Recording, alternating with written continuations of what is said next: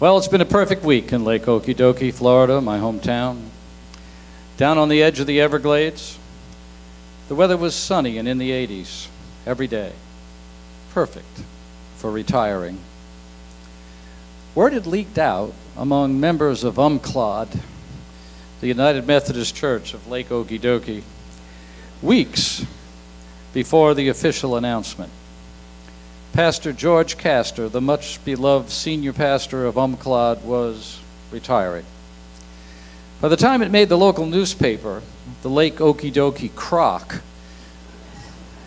so named initially for its biting editorials, but now considered by most to be a commentary on the quality of its reporting.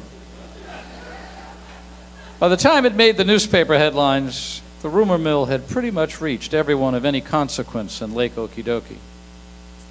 It was even well known in the Lake Okee-dokee Seminole village, where there were more than a few Methodists there as well. And so the headline read, "Beloved Pastor to Retire." The word was out.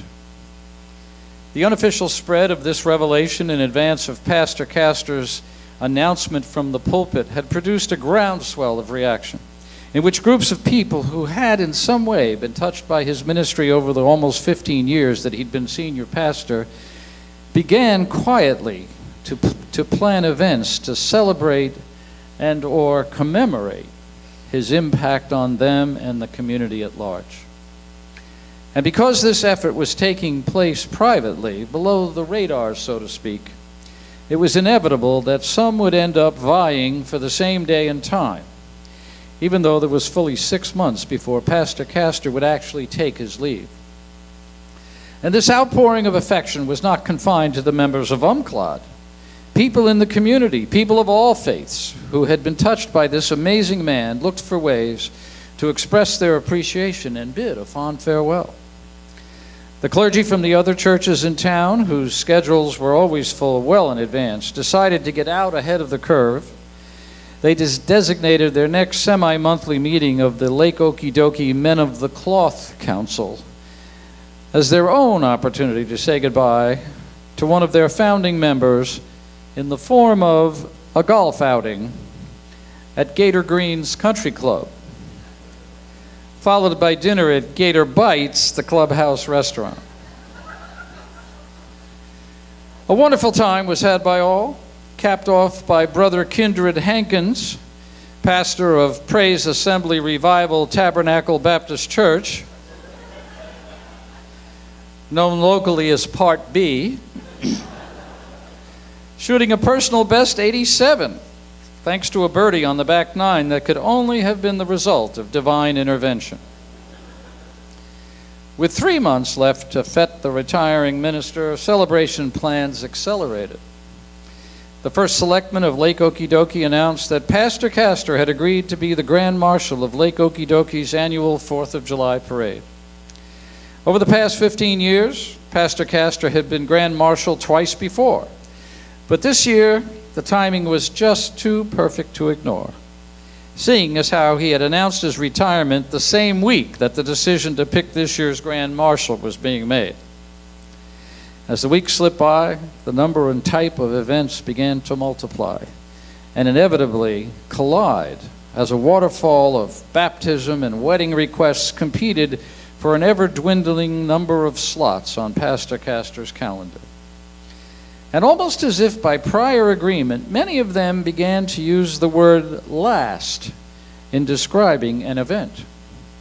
The last potluck supper, which wiser heads succeeded in preventing from being turned into a communion service, saw pot roast and potatoes win out over a simpler Seder-like meal that would naturally have been confined to little more than bread and wine.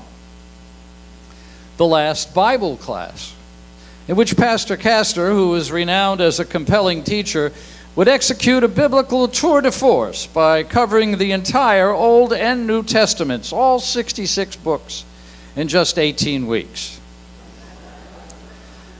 This grand undertaking started out with 139 attendees, but owing to the heavy reading requirement of approximately 3.5 Bible books per week, ended up with only 2 people at the final class.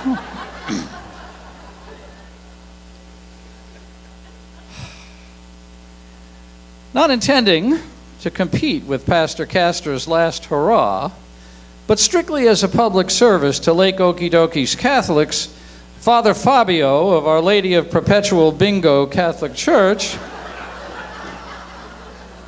offered to teach an 11-week companion course on the 11 books of the Apocrypha.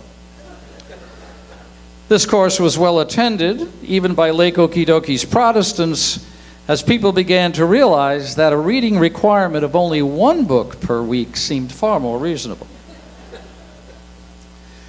Probably the most coveted event was the Last Cast, a fishing tournament at Earl Suggan's camp in the Everglades.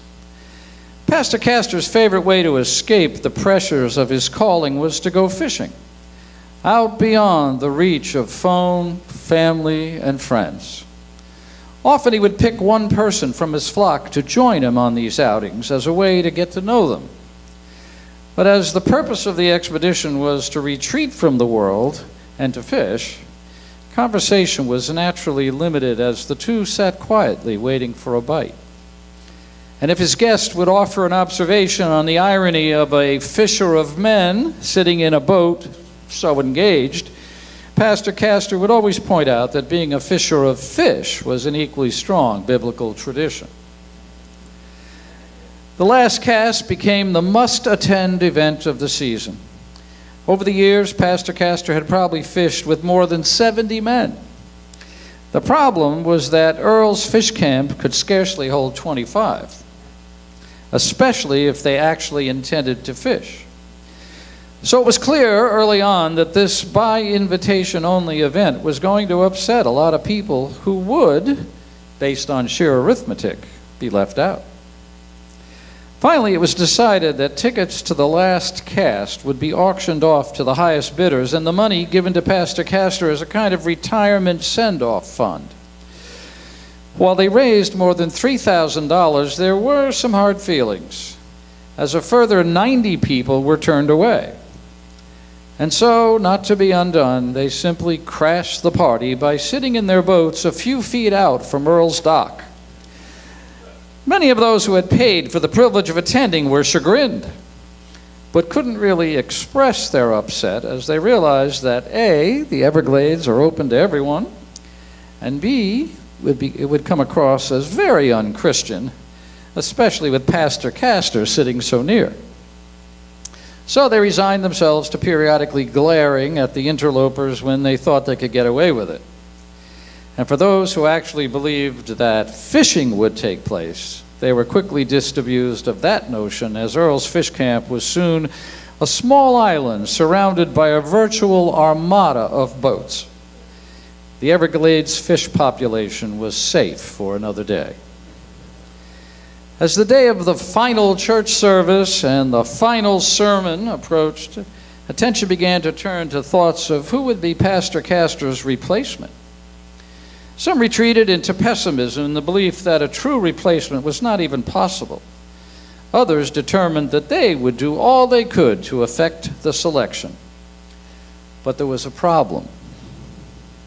In the Methodist tradition, selection of a new pastor was entirely the decision of the bishop of the Florida Conference. And although the process did allow for input from members of UMCLOD, many felt that an effort to influence the bishop's choice would be ineffectual at best. Nevertheless, they determined to try. And so a letter was drafted that quickly took on the tone and flavor of Michael and Jane Banks' letter describing the perfect nanny in the movie Mary Poppins. Wanted, a pastor for a loving congregation. If you want this choice position, have a cheery disposition, rosy cheeks, no warts, preach sermons, all sorts. You must be kind, you must be witty, have a wife that's fairly pretty, lead us spiritually but give us sway to serve our church each day. Never be flip or ordinary. Keep your manner light and airy. Love us as your sons and daughters. We cast our bread upon the waters. If you won't scold or castigate us, we will never give you cause to hate us. We'll make you happy as you will see. You'll be as honored as a pastor can be. Hurry, pastor, man of God, sincerely, the members of Claude.